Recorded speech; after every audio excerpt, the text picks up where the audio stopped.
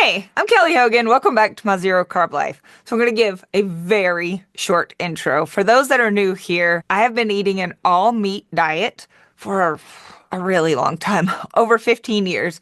And for the 5 years prior to that, I was eating a very animal-based, almost carnivore diet. And all of that began because in my 20s, I was having a lot of health problems. I kept getting tons of cavities every time I would go to the dentist, more and more cavities, receding gum lines. They were talking about how I may have to get a skin graft for my gums. I was in my 20s. I was getting boils on my body. I had chronic acne, and I weighed over 260 pounds. My doctor explained that all of these were symptoms of inflammation, and the inflammation was coming from excessive carbohydrate intake. Now, again, this was a long time ago. I was young. I didn't even know what a carb was. He had to literally explain pasta, potatoes, cereal, the skim milk, the donuts, the sugar. I knew sugar wasn't great. Nobody thinks sugar is great for you, but also I was a sugar addict. So even though I knew sugar wasn't great, I also didn't know how to stop eating it. He told me, trade out all of that, stop eating all of that, and instead eat meat. Eat meat and eggs. You can have dairy. He told me, quote, greens wouldn't kill you. If you want some greens, you could have some really low carb vegetables like green beans and pickles. He said, I don't care if it's your birthday. Don't eat anything else. And that's what I did. For 5 years, I followed his advice and realized during that 5 years, the days I feel my absolute best are when I eat nothing but meat. So starting in October of 2009, which was over 15 years ago, I switched to a 100% carnivore diet. My IBS symptoms went away. I forgot to even mention the IBS. I felt great, and I've just continued to feel better and better ever since. Now I'm 46 years old, and I feel better than I did the day I started at age 25. Okay, that brings you up to speed. So, what brings me here today is to talk about something that I have heard Dr. Joan Ifland, she wrote the book on processed food addiction. So she refers to the reward center of our brain, or the limbic system of the brain, as the lizard brain. And it's the part of our brain that just wants what it wants without thinking down the road. So if you have a craving, you're like, oh my gosh, I've got to get it right now. I need this. The lizard brain takes over. I actually have some pet lizards and salamanders and toads all in a terrarium. And let me tell you, if I throw 200 crickets in there, I'll frequently go get bags of crickets. They do not stop and think. They're just eating as much as they can, as much as they can cram into their mouths. And that kind of embodies how many of us were when it came to sugar and processed foods. So one of my group members once created this puppet for me that she said this is how she pictures the lizard brain. Okay, it's this guy. That is one sketchy, sketchy lizard. So once we take one bite of whatever our addiction was, whether for many of us here, it was sugar, processed foods, sweets. It was sweets. If you let that sweet taste hit again, our prefrontal cortex, which is kind of like the opposite of the lizard brain, our prefrontal cortex looks down the road and thinks of our greater good. Think of how you're going to feel if you eat that, Kelly. And the lizard's like, just do it. Just do it. So our prefrontal cortex is the decision-making, wise part of our brain that thinks about our future. Think about the pros and the cons of eating this junk right now. Think about the symptoms that have been relieved and how they would come flooding back as soon as you take a bite of this. And you're going to spiral out of control. All right. The lizard, on the other hand, is only in the moment. Do it. Mouth pleasure, momentary, doesn't matter. Eat it. So through the years, my own personal lizard brain, which you could also refer to as the voice of addiction, the voice of self-sabotage. I've had a very prolific lizard through the years, and I tried to think about some of the lies. Dr. Ken Berry wrote a book, Lies My Doctor Told Me. Lies my lizard told me. How about that? All right, let's talk lie number one from the voice of addiction. For me, it is this. Eat it. It's going to feel so good. It's going to be so fun. Oh, think of the fun. Just eat it. Just eat it. Have any of you heard this lie? If you're a human, I feel certain you have heard this voice or this lie before from your voice of addiction. And how do I respond to that through the years? I have learned to say, yes, it would be fun. It would taste good. It would be a really fun 5 minutes. That's true. But it's brief, and then it's going to be over. And the food will be gone, and you're going to find yourself not just wanting more and more, and it's not going to be fun. Think back. Was it ever fun afterwards? No, it was never fun. Afterwards, it ends up feeling like nausea, belly pain, IBS, joint pain, cravings. That's not fun.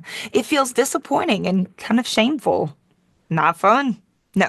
So what actually feels really fun and good for me is sticking to what I said I would do, going to my stretching class with some friends, fitting into my clothes, not having cravings, walking past dessert tables and feeling like, woohoo, I have the joy of missing out. All of that is another version of fun. So I have to sometimes say to my voice of addiction, I know what fun feels like, and it's not that candy bar. Okay, but then comes lie number 2. But you've worked so hard. You deserve this. And the truth is, I do work pretty hard, and I do deserve some good things. Truth is, I am a child of the Most High God. I do deserve good things. But I deserve something better than a piece of processed garbage that was made in a factory intended to get me hooked and to make money for a company. I deserve better than that. I deserve real nutrition. I deserve fat and protein and a beautiful bougie steak with some fried eggs and butter. I deserve to have good energy. I deserve to be free, baby. Free from cravings. I deserve to feel really good. And that's what I'm feeling right now. And yes, that is what I deserve. Thank you very much. Okay, the third lie sort of comes like a whisper. I feel like most of these do, like a little whisper in the ear. The circumstances are too hard. Nobody can expect you to stay true to any diet through all of this. You can't do it, and no one should expect you to. So there are some really hard circumstances in life. Maybe you have a family member that's hospitalized. Maybe you're hospitalized. This is really hard, and no one should expect me to stick to my commitments during this really hard time. I always have a choice about what I eat. I don't have a choice about my circumstances or how other people feel or the weather or even the outcomes. I don't have a choice in what the outcomes will be. I cannot choose all of my future health. I can't even choose what the bathroom scale is going to do every day, to be honest. But even in the hardest of circumstances, I get to choose what I'm going to eat, and I have to own that. So I frequently have to say, I'm going to choose all of the things I can control, and then just leave the rest in the Lord's hands. I cannot control outcomes, weather, other people, but I will control what I can. And it's never too hard. In fact, in the hardest of circumstances, I always want to give myself the absolute best shot I have at good mental health, good physical health. So even in the hardest circumstances, I want to choose what is best for myself. Okay, I think we're up to number 4. The fourth lie that I have been told before is, you've already messed up. You have to start back over. We're at day 0. You've messed up today. Just enjoy the rest of today. You can start over tomorrow or Monday, which of course tomorrow never comes. Monday never comes. It's just a lie to get us to give into addiction today. That's all this guy cares about is, can I get you to give into the lie of addiction this moment? And he knows if you do, and this limbic system is ignited, it shuts down the prefrontal cortex, which then takes down our good decision making and forward thinking and thinking for our best, highest self tomorrow. We're no longer planning for our tomorrow morning self if it can just get the bite today. And the truth is, we do not start back at day 0 when we mess up. The day isn't ruined with 1 bite. The day isn't ruined with 10 bites. Our very next bite can be meat. Our next meal can be a huge, fabulous ribeye, and we can get ourselves right back on track. The day isn't ruined. All of the health benefits that we've gotten from, say, the last 3 weeks do not just dissipate with one bad day. Of course, we don't want to take steps back because, yeah, it's not good for our gut microbiome to feed it starches and sugars. It brings back cravings. Once an addict, always an addict, meaning that these neural pathways of addiction can be reignited so quickly. So no, I don't want to go back to any of that. But when we do, all of the health benefits are not erased just like that. And it makes no sense to say, well, the day is already ruined, so we might as well just binge on junk. It'll be like saying, oh, I scratched my car today, so I might as well just drive it off of the overpass. That's crazy. And that's the point. This voice, addiction, is crazy. It'll tell us things that make no sense at all. Including this one, number 5. You've been thinking about that thing that's in your pantry all day, whatever that thing is for you. Also, why is it still in your house? Get rid of it. Dish soap it. But you've been thinking about it. It's consumed your thoughts. So he's going to try to have you believe if you just eat it, it can't bother you anymore. That's stupid. Because think about our past. Has that ever worked before? Yep, it works for a minute. Whew, I ate it. It's gone. Do you think I could ever find more of that again? Yes. Yes, I think we could. So then you buy more. It sits there while it doesn't bother you till it does. And then the voice comes back. If you just eat it, it can't bother you. Repeat till death do us part, right? That's crazy. Of course you'll always get more. So dish soap it, trash it, get rid of it. Now it can't bother you anymore. Once you take the first bite, well, now it's going to really bother you. Yes, now we've got a problem. But until then, it's just a little thought, because we have this amazing prefrontal cortex that's in the driver's seat, and the lizard's in the back just going like, try it, try it. But once you do, now prefrontal cortex is like, I'm melting, right? It slows down, it shrinks, it's however you want to think about it. It's not in control like it was before. So that is a lie. If you eat the treat, it will definitely continue to hurt and bother you more than before. All right, the next lie is this. Go ahead and eat it. Nobody has to know. Who cares? It doesn't matter. Facts. It really matters. Every single thing we do, these tiny little daily habits, whether you're going back to sweet things or you say these walks, it doesn't really matter. Oh, it does.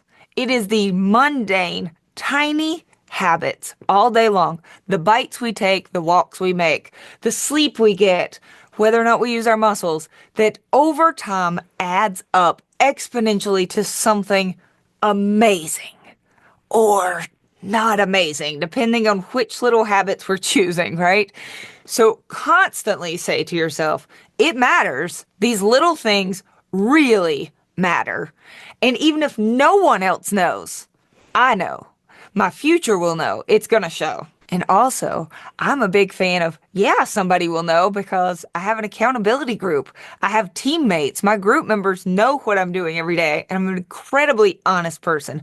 I respect honesty in other people. It is one of my core values in myself and in other people to be honest. Therefore, I tell them what I'm working on, what I'm doing. I will eat only animal products every single day. That's what I do.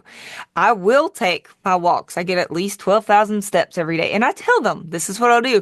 If I were to break my leg, I would come back and tell them, oh no, I did not get my 12,000 steps today. And I want to be honest with you and let you know why. But the idea of none of this matters and nobody has to know, that's not how I'm living life over here. Okay, and the last one that a group member actually told me the other day is the one that really gets to her. Is she's a mom, she has kids, and this stinking lizard shows up to say, if you don't eat that food with them, with the kid, so if the kid is eating whatever variety of junk the kid is eating, which is a topic for another day, but whatever the kid is eating, this lizard is like, well, you're going to hurt their feelings and make them sad if you don't eat it with them. Or you're going to make them self-conscious and have some type of eating disorder if you don't eat it with them. Okay, let's get real. The fact that I do not eat the food that caused me pain That is not an eating disorder. That's bloody brilliant, okay? If I were to continue eating the foods that caused all of the issues that I mentioned before, well, that's ridiculous. Why would I do that? If I were allergic to peanuts and I stopped eating peanuts, you wouldn't say I have an eating disorder. You'd be like, good job on avoiding those peanuts. But somehow, when it's the foods that other people eat and that they are addicted to, people will say, oh, this is an eating disorder. Nope, this is me living my best life and feeling amazing. Thank you very much. Whether it's your Aunt Sally or little baby Sally, who is feeling sad that you won't hurt yourself by eating the food that they are eating, I think it might be time for people to just have even a little bit of education about what those foods were doing to you. It's okay to very respectfully and kindly stand up for yourself and explain, oh, I know I used to eat those foods and I really didn't feel good. And I just don't want to do that to myself today. But you are free to eat whatever you want to, especially if you're talking about someone where you're not buying everything that they eat, like your children. But Great Aunt Sally is upset. Please feel free to eat anything you want, but just know I choose not to because it doesn't work for me. It does not give me my best results. I don't feel good. It makes me sick, whatever the case may be. But for this voice of addiction to make it feel like you are hurting someone else's feelings by not participating in their addictive behavior, I'm not okay with that. In fact, I want my children and other people in my life to stand up for themselves and to be strong enough to stand up to other things in life, whether it's candy or any other toxic substance or behavior. I hope they will have the guts and chutzpah someday to stand up for themselves and say, oh, no, thank you. I'm good. And if somebody gets really pushy about that, to say, please respect what I'm saying. No thanks. I'm good. Do what you need to do, but I don't want to participate. Don't we want people in our lives to be able to stand up for themselves in respectful and confident and firm ways? So let's model that for them. Let's show our children and Aunt Sally how that looks. To say, thank you for the offer, but no, thank you. And if they want further information, you can give it to them, as much or as little as you want. But it is simply not true that you are hurting other people or that you can't be loved by simply standing up for yourself and having boundaries. The reason I am passing these lies along to you is I have been there. I have dealt with that voice of addiction for a really long time. I can tell you that he gets quieter when I eat enough meat. He gets quieter the longer I avoid any and all taste of sweet. He is basically gone comatose. Look at him. Yes. This is my comatose lizard because I do not touch sweet tastes and I don't sit around and look at treats and dwell on it. I don't get myself all worked up with the fantasy of what it would taste like. I do not. So he stays pretty well conked out. But in all of these years that I have been eating this carnivore diet, I have had these intrusive thoughts come back, and I want you to be prepared. Expect them and have a way of having this inner dialogue where you know what to say when you do hear that voice saying it's going to be so fun. No, it's not. That just shut it down. It's not. It's a very brief moment of mouth pleasure that leads to a lot of agony and pain and heartache that I do not deserve. And having that script ready, hearing someone else say it, talking through it with yourself, even having a list. I give my group members not only the lies that the lizard says and my entire script of how I've responded, I also give them scripture that has helped me when this voice creeps in.